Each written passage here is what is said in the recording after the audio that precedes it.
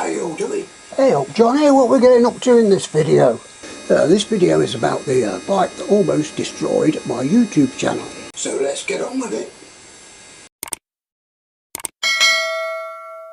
By slowly grinding me into the ground and tempting me to scroll my mouse over that little delete this channel button. Yes, you've guessed it, it's the CBR 1000F Landfill bike, which slowly destroyed my morale and put an end to me wanting to come into my shed. When I was doing the divvy, I was in the shed for hours wanting to get it done. And that's how it started with the CBR. But after a while, I just think to myself, sod it, I'm not going in the shed. And I still feel the same. When I used to get things like this, I'd be in the shed every single day trying to get it done. But the edge seems to have disappeared. I blame it on the landfill bike. Bloody nightmare bike. Yes, all you landfill bike followers will remember all these nightmare clips. So anyway, I put my spanner on the engine, turned it, and it went, and then it stopped. And it just totally locked up. And then I thought, I'll check the spark plugs. I did check this spark plug, and it was perfectly golden brown, and I thought, yes, fantastic. And the guy said to me that this engine is running perfect, it's just the cam chain rattling. This last spark plug, which is number 1, if you can see that, hopefully you can see it. So it's pretty obvious what is wrong with this engine. It has seized up, and when I did first get this engine, I did spin it over with a spanner. Well, it appears to be rotating okay. God, why does that keep coming out there like that? So I don't know what I'm more annoyed about, the fact that the engine is fucked, or the fact that the guy just lied through his bare teeth in front of my face. Yes, this engine is perfect. It's just got a noisy cam chain. It just goes to show, doesn't it, you can't trust anybody. I've been trying to get these cylinders off, but I think they're a bit stuck because of this pipe, and I just cannot get it off. Try a bit of heat on it to see if we can melt the rubber seal or whatever.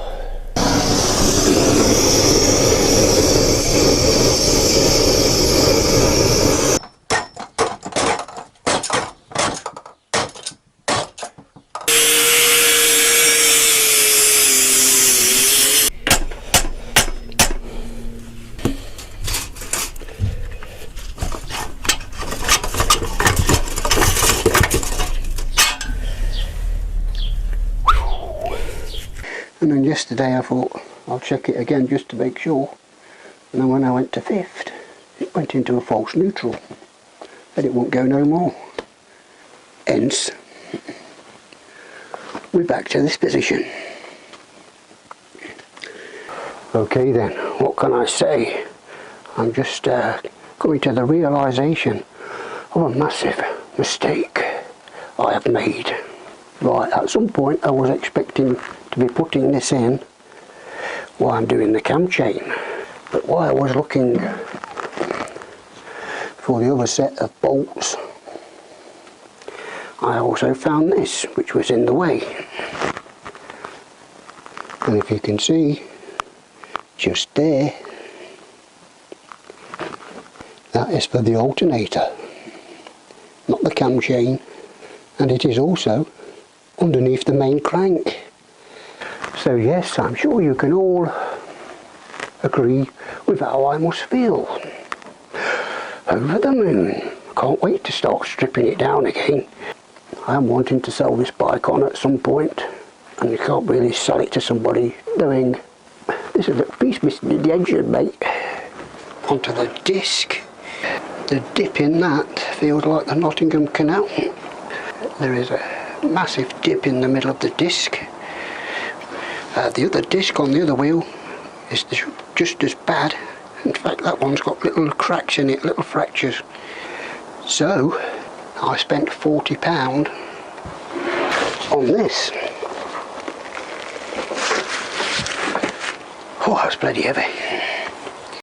Looks like it's been packed pretty well, so that's a good sign.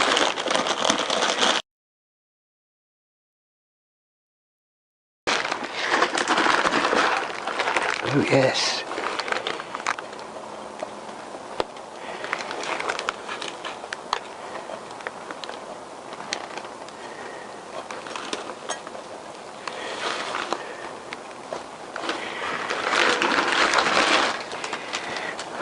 It's a load of crap. I don't know if you can see there. Fracture. See there? Fracture. See there? Fracture. Starting to fracture. Fracture. So the disc is no use whatsoever. And the tyre is on its last legs. I did start this project with some good intentions. Had some good ideas. And lots of eye morale. I even went to town on the video editing.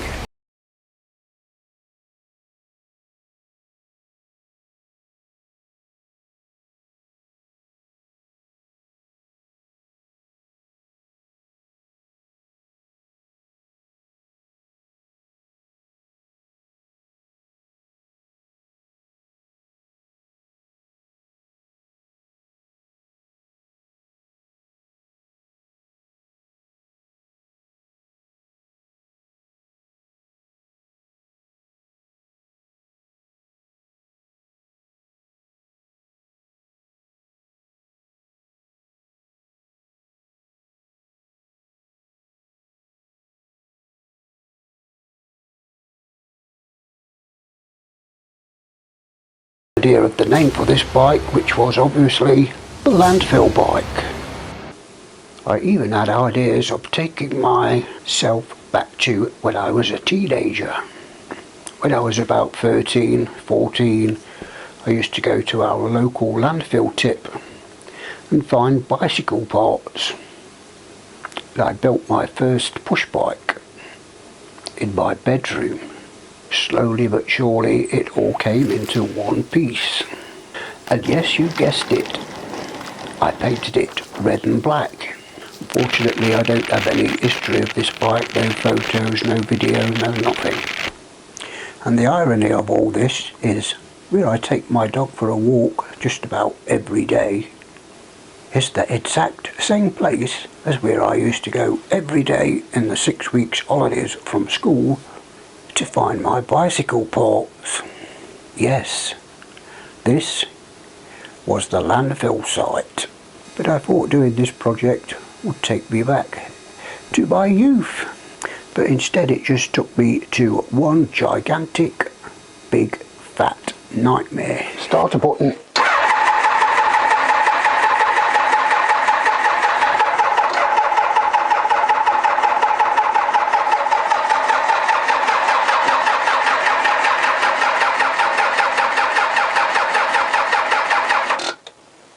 I'm just a simple man. Meat to veg. I like to share my knowledge to hopefully help other people save money as well.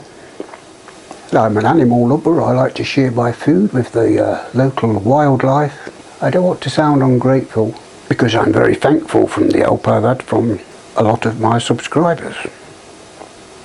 And I honestly don't think I would have got as far as I got with the bike as I did without you lot. So yes, thank you to everybody who's had some sort of an input into this landfill bike. And it's been no bed of roses. It's been no pleasure cruise. But I consider it a challenge. And I'll never lose. Sounds familiar, right? No, hopefully by sometime in the summer I'll be riding this CBR 1000F landfill bike down the road and saying, wow, this is a fast bike. Now I must say I did put a few clips in on the disappointment video bits. You all know who's been watching, there was a lot more with like the engine rattle, removing the clutch, putting the clutch back in, then there was a whistle and still the rattle. And now the bike's in my other shed and it has got a coolant leak. I keep finding a puddle of coolant on top of my oil cooler and the radiator is just above it, but I'm thinking it's coming somewhere from the thermostat housing. And also I'm pretty sure the bike is overheating. I don't know what's going on with the temperature gauge. When you rev it, it goes whoop, whoop, whoop, whoop, whoop, whoop with the revs. There's no thermostat in the bike. So I bought this off of eBay. I think the one that's on the bike now is leaking through this gasket where the thermostat sits in between, and there is a thermostat in this one. So I'm keeping this to one side until the Tiger is finished and MOT'd and on the road, and then we can get back to the landfill bike. And hopefully my morale has risen dramatically and we can get on with the landfill bike, get it sorted, get a good test ride on it, ride it round for a few weeks, and then move it on to someone who is hopefully a lot more luckier than I am. And going from that to this, I'd just like to thank everybody who watched the Diesel Eater video and participated in giving my bike a name. My memory is terrible, so I've had to write it down. There's not that many to read out, so don't run off. The first name was Blue from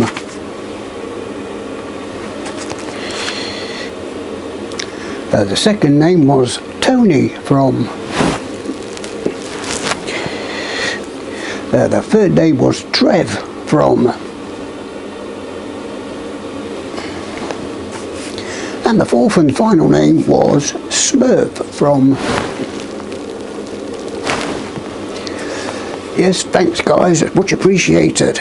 But I must say, you've all picked guys' names. And this bike is obviously a female, because with a petrol tank like this, it's obviously just about to give birth to twins. Or maybe triplets, because it is a triple. And on that note, I'll see you in another life, brother. Thanks for staying tuned and have a very happy new year. And I'll see you on the next one.